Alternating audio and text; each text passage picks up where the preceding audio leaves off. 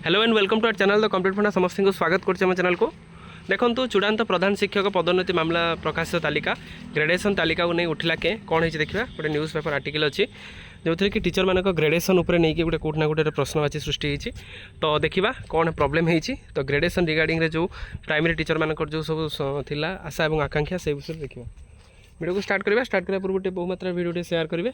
Channel को नुआ आसले चैनल को फॉलो चैनल को सब्सक्राइब करेंगे जहाँद्वारा कि परवर्ती मुहूर्त नेक्स्ट अपडेट आप चैनल माध्यम पाइपर। देखो जगतसिंहपुर जिला शिक्षाधिकारी कार्यालय पक्षर चूड़ांत प्रधान शिक्षक पदोन्नति तालिका प्रकाश पाई।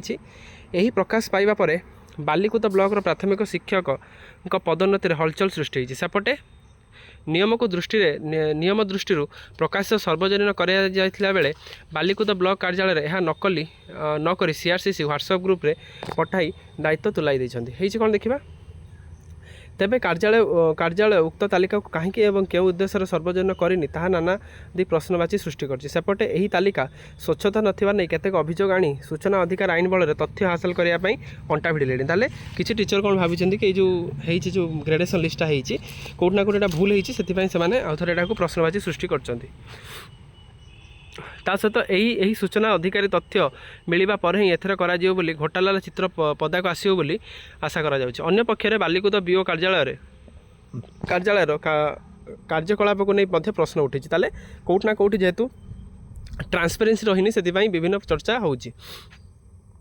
तालिका प्रकाश पाइबार 7 दिन पर जिला स्तरीय प्रमोशन कमिटी बा डिस्ट्रिक्ट लेवल प्रमोशन कमिटी जोटा अनुमोदन होई ताहा सरकार प्राथमिक शिक्षा निर्देशालय अनुमोदन पर पठाଯିବ।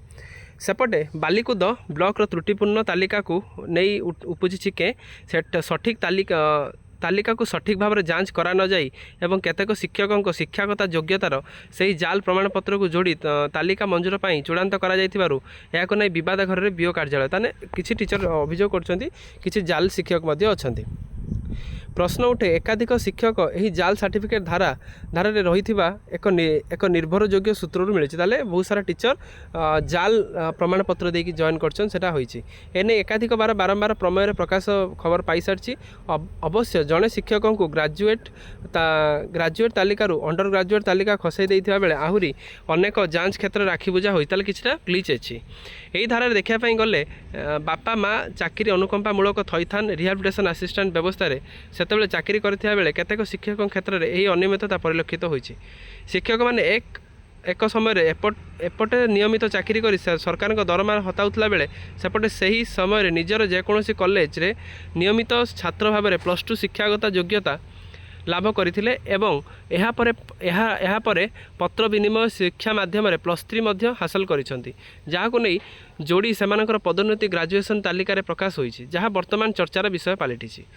ताने जिनस होईछि सबठार बड़ कथा हला एथिरे कोन होईछि एही तालिका प्रस्तुत समय जिलार जड़े साधारण वर्गर शिक्षक निजको अनुसूचित एससी जड़े दर्शाई जाल सर्टिफिकेट प्रमाणपत्र हाथई चाकरी कर सामना को आसी।